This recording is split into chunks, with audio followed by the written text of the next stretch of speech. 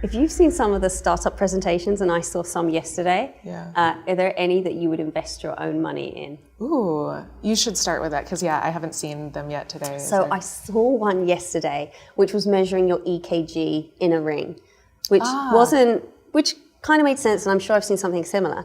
The thing that I loved about that was that they'd actually tackled the practical aspects, that a lot of the wearables, you have to think about how they charge.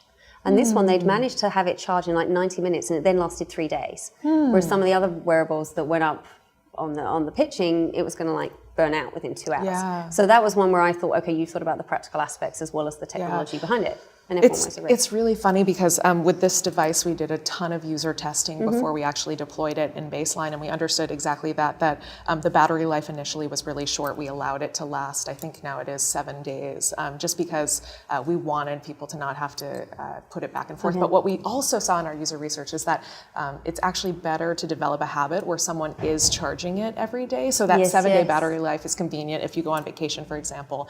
But in fact, to have people develop that habit of putting it into their charger over time. It's also funny, one of the other learnings that we had, and these are the interesting things and how critical it is to do user research, but we would put it on the nightstand and there was a huge flashing light that would go off to signify that it was charging. And so people were really frustrated that it was keeping them up at night. So that sort of, thinking about the practicality and the functionality of these devices is so critical to engagement and compliance.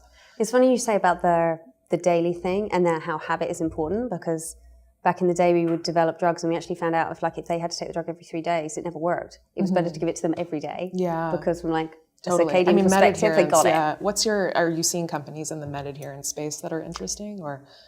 In J Labs, I've not seen any yet here in Austin, but I would hope that I would, because you can make the best therapy on the planet. If no one takes it, it's not going to work. Absolutely, yeah. So I was just talking about Abilify MySight and how, that's had varying feedback, right? Because a schizophrenic doesn't like to be tracked in general, but for them, adherence is so important, and I actually think that's a bit of a breakthrough. Because you're right that drugs are only as good as the people who take them, and so so we're going to have to work on that. It should be interesting.